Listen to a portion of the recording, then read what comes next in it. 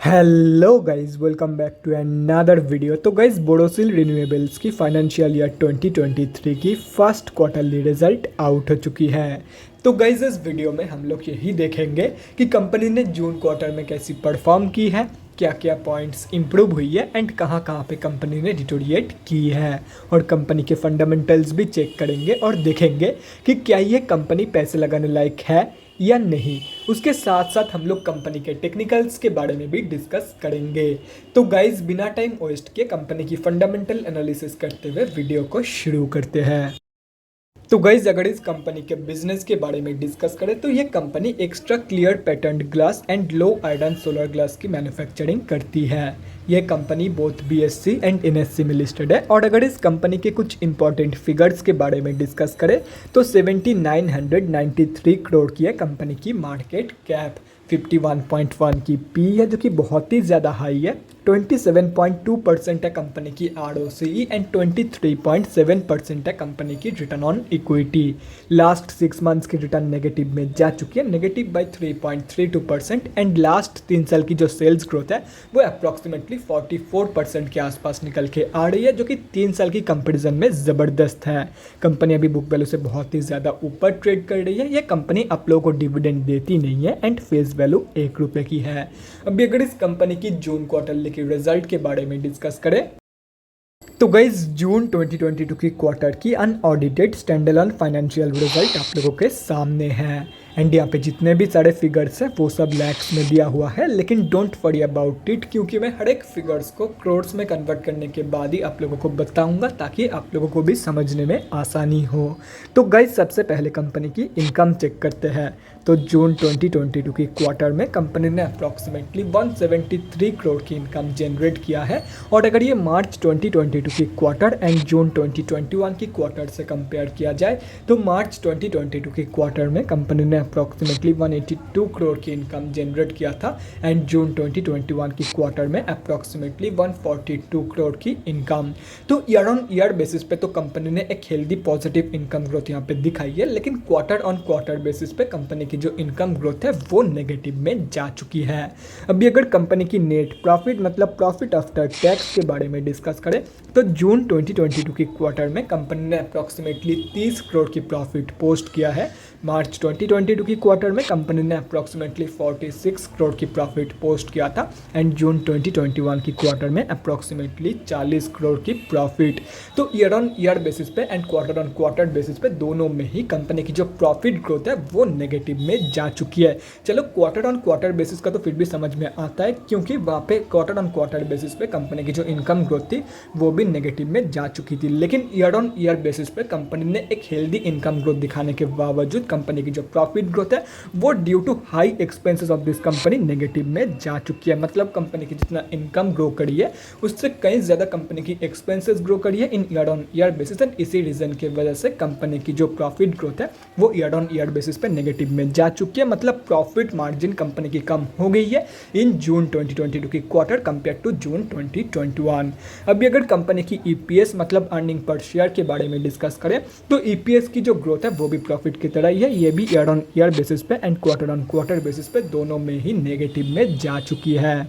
तो अगर ओवरऑल देखा जाए तो जून 2022 की क्वार्टर में कंपनी ने सिर्फ और सिर्फ एक ही जगह पे पॉजिटिव ग्रोथ दिखाई है एंड वो है ईयर ऑन ईयर बेसिस की इनकम। बाकी हर एक जगह पे कंपनी ने नेगेटिव ग्रोथ ही दिखाई है। तो ओवरऑल जो जून क्वार्टर की रिजल्ट निकल के आई है वो वीक ही निकल के आई है।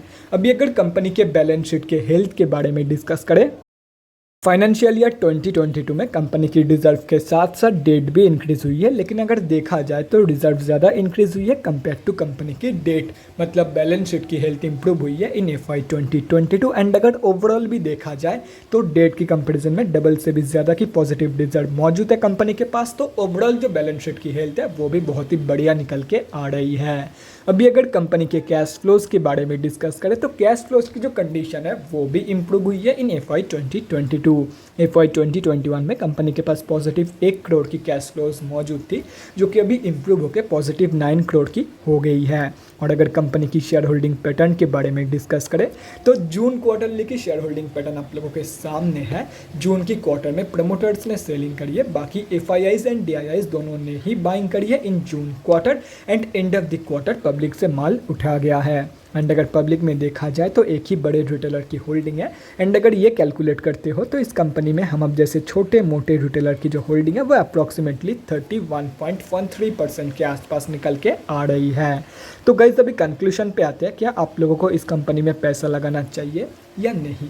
तो देखो गाइस, कंपनी की जो ओवरऑल ग्रोथ है वो बहुत ही बढ़िया है एंड ये एक फंडामेंटली स्टेबल कंपनी है। तो आप लोग डेफिनेटली इस कंपनी में पैसा लगा सकते हो, चाहे वो शॉर्ट टर्म के लिए हो या तो फिर लॉन्ग टर्म के लिए। अभी अगर कंपनी के टेक्निकल्स के बारे में डिस्कस करें तो गाइस यहाँ पे हम लोग आ चुके हैं NSE के डेली चार्ट पे। सबसे पहले ये समझते हैं कि कंपनी में अभी चल क्या रहा है। तो गाइस कंपनी पिछले 9-10 महीने से एक ही रेंज के अंदर कंसोलिडेट कर रही है एंड स्पेशली अगर पिछले 3-4 महीने की चार्ट देखा जाए तो कंपनी और भी ज़्यादा टाइट रेंज के अंदर कंसोलिडेट करने लग गई है। तो ऐसे में जो भी लोग इस कंपनी में शॉर्ट टर्म या तो फिर लॉन्ग टर्म के लिए एंट्री प्लानिंग कर रहे हैं तो उन लोगों को मैं यही बोलूँगा, अगर ये कंपनी आप लोगों को 555 रुपीज़ से लेके 565 रुपीज़ के लेवल पे मिल जाती है तो आप लोग एक बहुत ही बढ़िया एंट्री प्लान कर सकते हो इन दिस कंपनी, चाहे वो शॉर्ट टर्म के लिए हो या तो फिर लॉन्ग टर्म के लिए।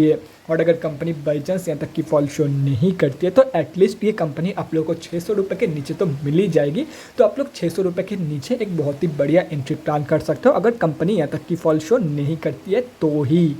एंड मैं यही सजेस्ट करूँगा कि 600 रुपये के ऊपर बाइंग कंसिडर मत करना। अगर सिचुएशन बहुत ही ज़्यादा ट्रिकी हो तो ही उसके ऊपर जाना, अदरवाइज सिर्फ और सिर्फ 600 रुपये के नीचे ही एंट्री प्लान करना, चाहे वो शॉर्ट टर्म के लिए हो या तो फिर लॉन्ग टर्म के लिए।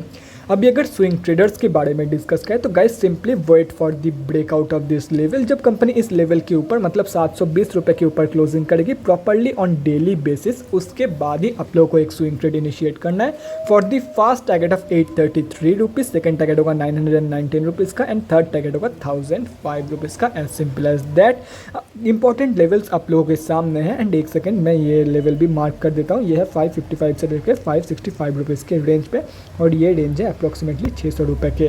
तो यहाँ पे आप लोग देख सकते हो सभी के सभी लेवल्स मैंने मार्क कर दिया है। तो अगर आप लोग चाहते हो तो इस चार्ट की स्क्रीनशॉट लेके रख सकते हो, कहीं पे नोट डाउन करना चाहते हो तो वो भी आप लोग कर सकते हो। तो guys that's it for this video. अगले वीडियो में मिलते हैं गाइज। Thanks for watching. और गाइज अगर आप लोगों के मन में कोई भी डाउट या क्वेरी रहती है स्टॉक मार्केट या किसी भी स्टॉक से रिलेटेड तो कमेंट सेक्शन में कमेंट करके मुझसे पूछ सकते हो, या तो फिर मेरे इंस्टाग्राम का लिंक आप लोगों को डिस्क्रिप्शन बॉक्स में मिल जाएगा, जाके वहाँ पर भी मुझे DM कर सकते हो for an 1-on-1 conversation. Thanks again for watching guys. Bye guys, and definitely guys stay safe.